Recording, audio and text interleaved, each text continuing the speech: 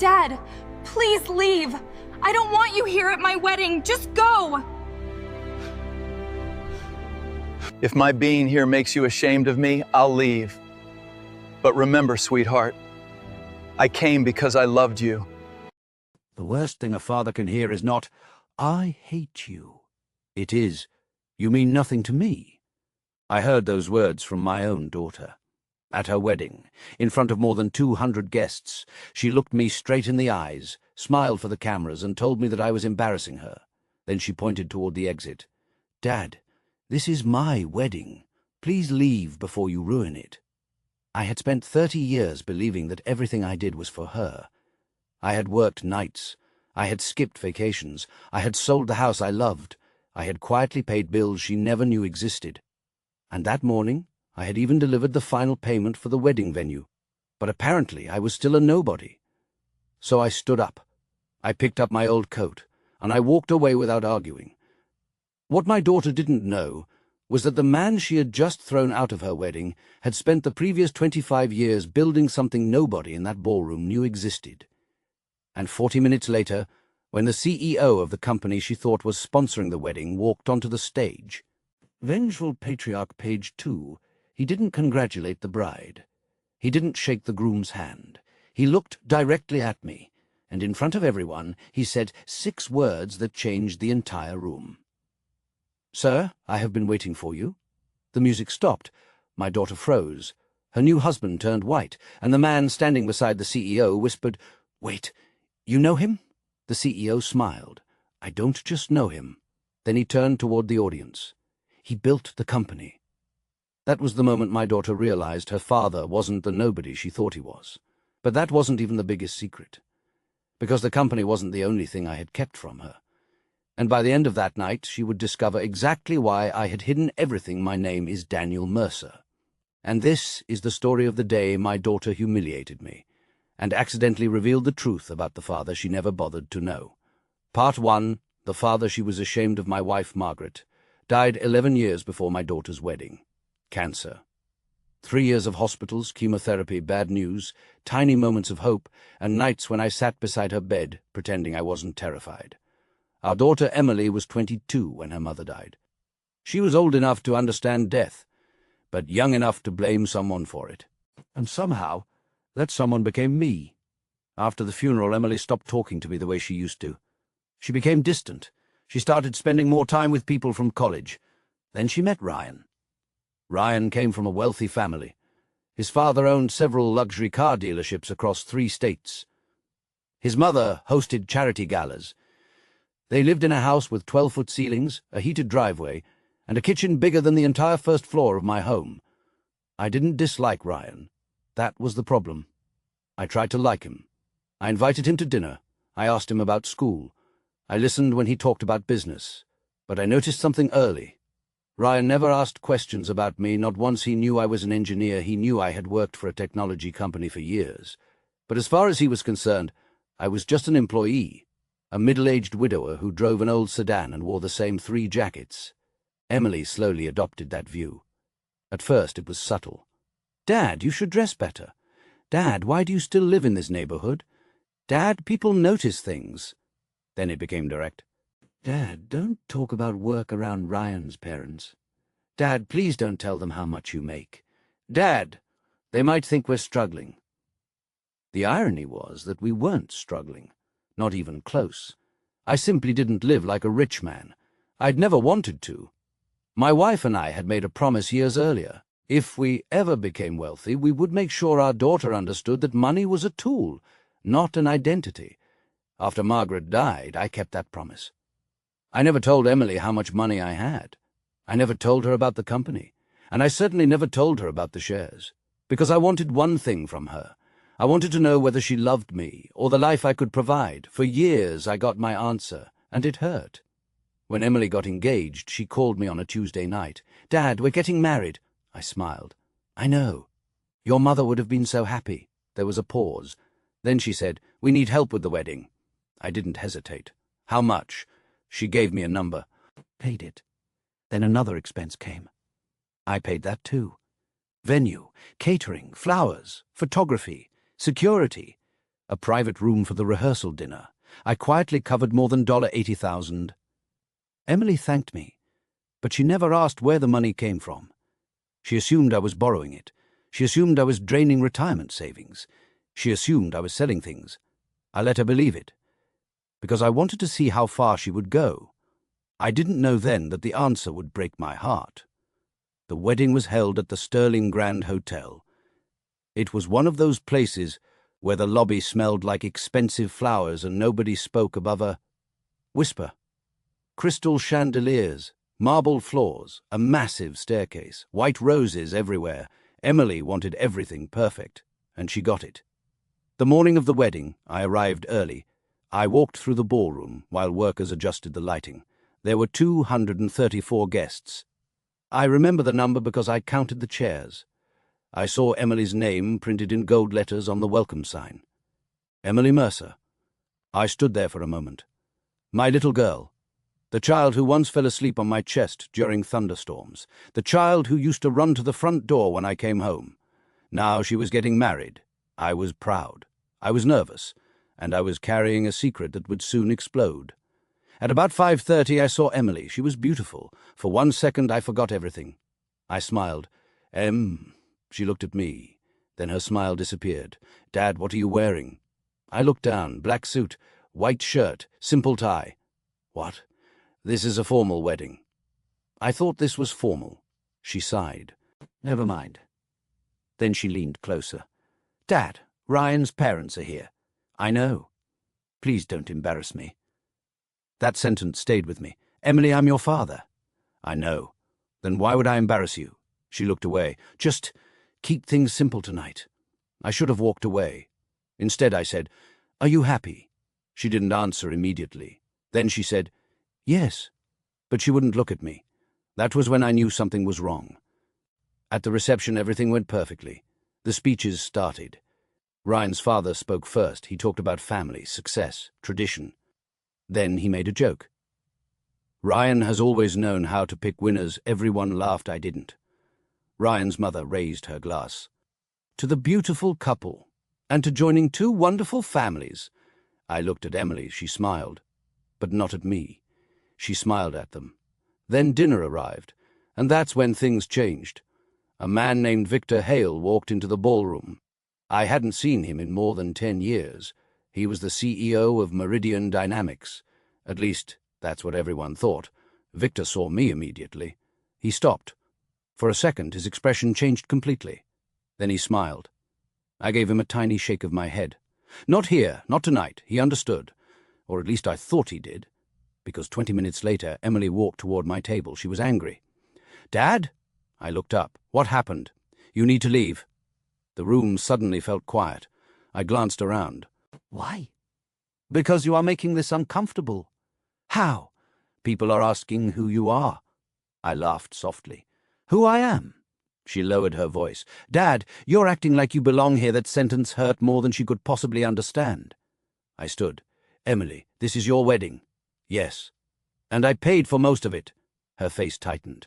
I knew you'd bring that up. I didn't. You always do. No, I don't. She looked around. People were watching. Then she said the words. You're nobody, Dad. I couldn't breathe. She continued. You have no status, no influence, no place in this world. Please stop pretending you do. I stared at her. Then the first asked one question. Do you really believe that? She answered immediately. Yes. There was no hesitation, so I nodded. Okay. I picked up my coat. I didn't argue. I didn't threaten her. I didn't tell her the truth. I simply walked out, and as I crossed the ballroom, I heard someone laugh. Then another voice whispered, That's her father. I kept walking. I reached the hotel lobby, and that's where Victor Hale found me. Sir. I turned. Victor, I told you not tonight. He looked toward the ballroom. What happened? I smiled sadly. My daughter happened. Victor lowered his voice. Should I cancel the announcement? I looked at him. No, he seemed surprised. Are you sure? Yes. After what she just said? I nodded. Let her have her wedding. Victor looked at me for several seconds. Then he said, Then I'll wait. For what? For the right moment. I didn't know what he meant, but I would find out. Inside the ballroom, the reception continued, at least for 10 minutes. Then Victor walked onto the stage. The DJ stopped the music. Everyone looked confused. Ryan's father stood up. "Victor? What are you doing?" Victor didn't answer. He looked across the room, straight toward the exit, where I had disappeared. Then he said, "Ladies and gentlemen, I need to make an announcement." Ryan's father frowned. "This isn't on the schedule." Victor smiled. "No." Then he said, "It's something far more important." Emily looked nervous. Ryan leaned toward her. "What's going on?" Victor raised a glass. "I've spent most of my professional life working with one man." He paused. "A man who built Meridian Dynamics from a rented office with 3 employees. People began whispering." Victor continued. "He refused to put his name on the building. He refused to appear in interviews. He refused to take public credit. And he specifically instructed us never to reveal his identity unless he personally approved it." Ryan's father looked confused. "Victor." Victor held up a hand. Then he turned toward the ballroom doors. "Daniel." My name echoed through the room. I was still in the lobby. Victor walked toward the doors. Then he opened them. "Sir." Everyone turned. I stepped inside. Silence. Emily stared at me. Ryan stared at me. His parents stared at me. Victor walked directly toward me. And then in front of 234 people, the CEO of Meridian Dynamics said, "Sir, I have been waiting for you." Ryan's father stood. "You're telling me?" Victor nodded. "Mr. Mercer is the founder." The room exploded into whispers. Emily's face went completely white. Ryan looked at his father. "What?" Victor continued. "Daniel Mercer owns the controlling shares of Meridian Dynamics." Someone dropped a glass. It shattered on the floor. Emily whispered, "Dad?" I looked at her, for the first time all night. She looked at me like she was trying to figure out who I was. Victor wasn't finished. "There is something else." He looked at Ryan's father. "Your company has been trying to acquire Meridian for 4 years." Ryan's father's face changed. Victor smiled. "And every offer was rejected. Because Daniel didn't want to sell." Ryan stepped forward. "Mr. Mercer, I didn't know." I looked at him. "You didn't know much about me," he swallowed. "No." I nodded. "That was intentional." Then Emily stepped forward. "Dad, why didn't you tell me?" I looked at her. "Because I wanted you to love your father." Her eyes filled with tears. "I do. Do you?" She couldn't answer. I continued. "When you thought I was a nobody, you told me to leave. I was angry." "No." I shook my head. "You were honest." That sentence broke her. She started crying. But I wasn't finished, because there was one more secret. One Victor had been waiting years to reveal. Victor handed me a black folder. I opened it. Inside was a document. I turned toward Emily. "Do you remember when your mother was sick?" She nodded. "I remember." "You remember how we paid for everything?" "Yes." "You thought we used our savings." She looked confused. "Didn't we?" "No." I looked toward the audience. "Your mother's treatment was paid for by the Mercer Foundation." Emily stared at me. "What foundation?" Victor answered. "The Margaret Mercer Foundation." Emily's hands covered her mouth. Victor continued. "Your father created it after your mother's diagnosis." Emily began shaking her head. "No. It funds cancer treatment for families who cannot afford it." I looked at my daughter. "Your mother never wanted another family to feel the fear we felt." Emily cried. "And you never told me?" "No." "Why?" "Because it wasn't about me." She stepped closer. "Dad, I thought you were struggling." "I know. I thought you were just." She couldn't finish. "A nobody?" She nodded.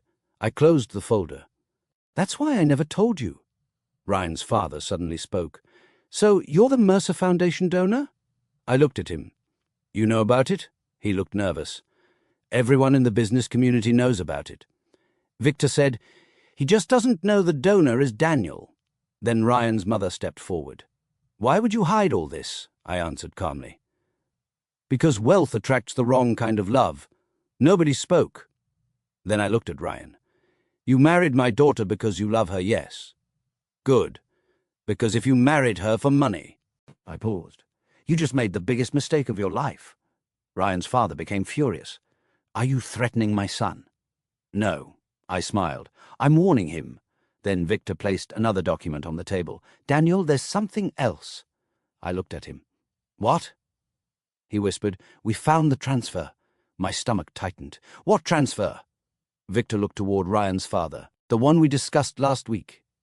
The room went silent again. I turned to Emily. Ask your husband what happened to the $250,000. Ryan's face changed. Emily looked at him. What dollar? 250,000. Ryan said nothing. His father stepped forward. Victor, that's a private business matter. Victor shook his head. No. He looked at Emily. Vengeful Patriarch, page 18. It concerns your wedding. My daughter looked at her husband. Ryan? He finally spoke. It wasn't what you think. I looked at him. Then explain it. He couldn't. And that's when Emily realized something much worse. The wedding wasn't just a wedding. It was part of a financial deal. Ryan's father had been trying to acquire a smaller company owned by Meridian Dynamics. He had failed. So he found another way. He used Ryan. The plan was simple. Marry Emily. Become close to Daniel. Convince Daniel to sell. But they didn't know I had been watching. For years, I knew Ryan's family had financial problems. I knew about the hidden debts. I knew about the lawsuits. I knew about the failed acquisitions. And I knew that Ryan had approached Emily partly because of me. What I didn't know was how far they would go. Victor handed me another document. 2 months before the engagement, Ryan's father instructed his attorney to research Daniel's assets. Emily looked sick. No. Ryan shook his head. I never wanted your money. I looked at him. Then why did you ask your father about my company? He had no answer. Emily stepped backward. You lied to me. Ryan reached for her. Emily listened. She pulled away. You knew? No. Did you know my father owned Meridian? No, but your father did. Ryan looked toward his father, and that silence answered everything. Emily turned toward me. Dad. I didn't move. She cried. I am so sorry. I believed her.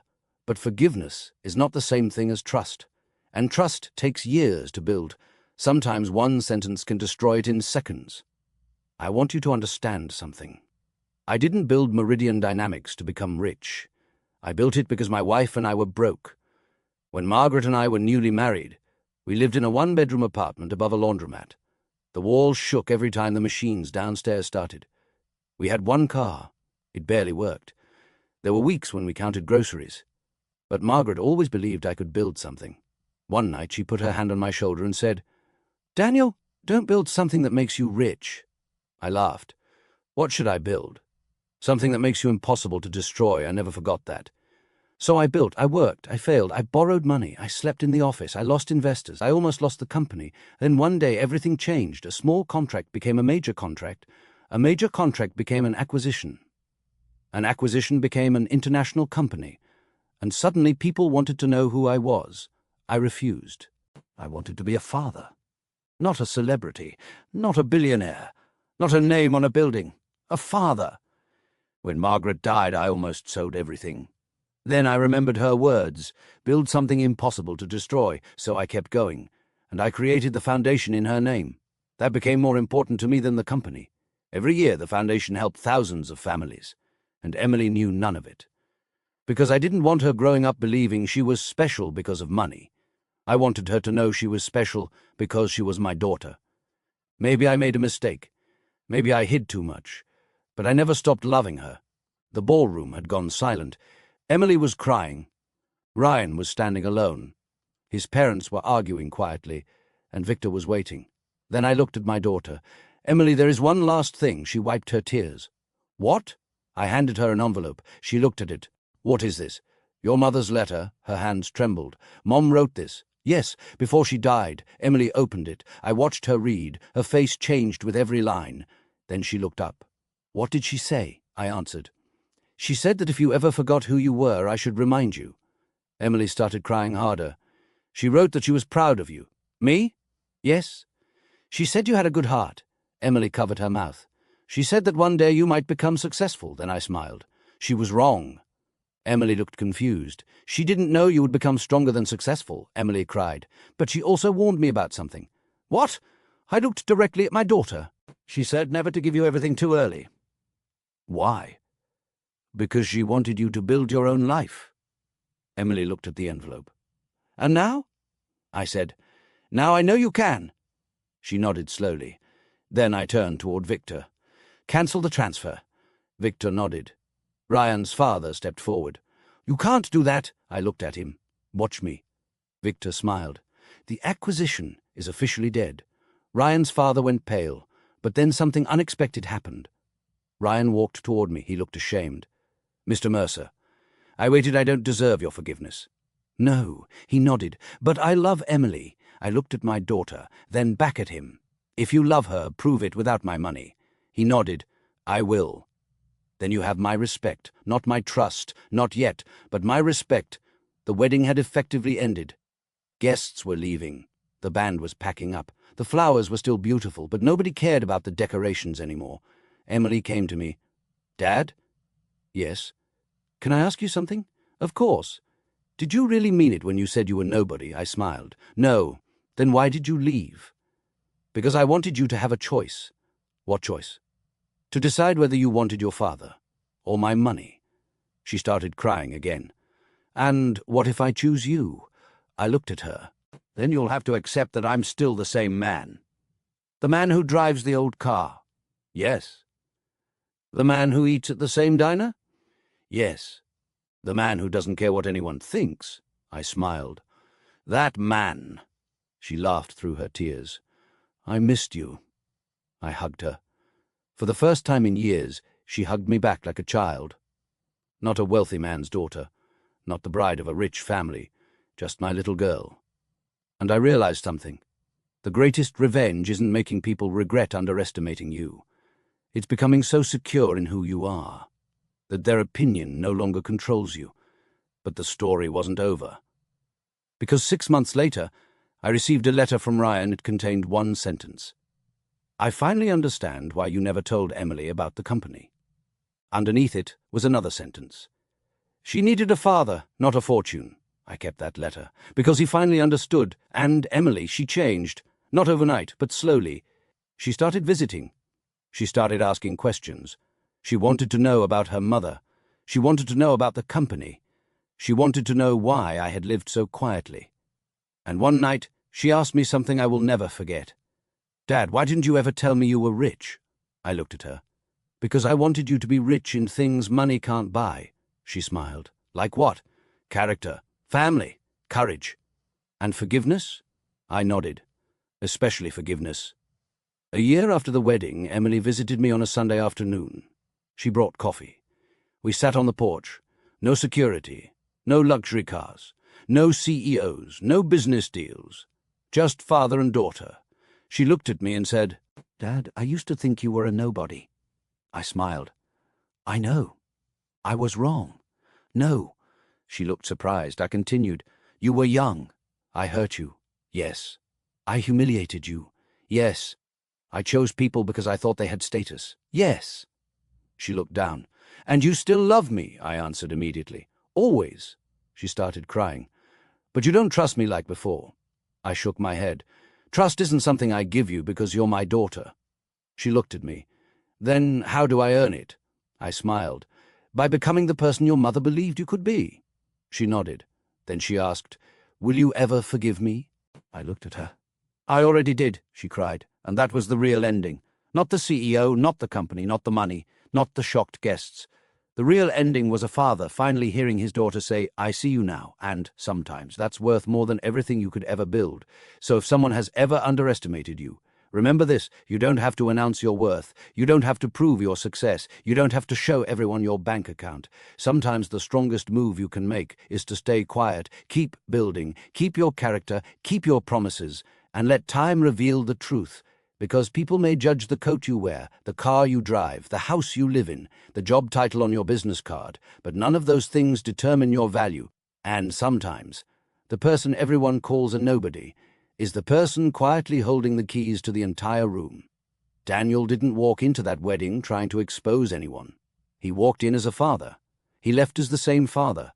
The only thing that changed was that everyone finally discovered who he had been all along. And perhaps the most powerful moment wasn't when the CEO called him Sir, it was when his daughter finally looked at him. Not as a wallet, not as a status symbol, not as a nobody, but as her father, and that was the one title Daniel had wanted all along. Father, if this story touched you, tell us in the comments. Would you have walked out quietly like Daniel did? Or would you have exposed the truth right there at the wedding? And if you believe people should be judged by their character rather than their wealth, subscribe. Because sometimes the quietest person in the room has the loudest story.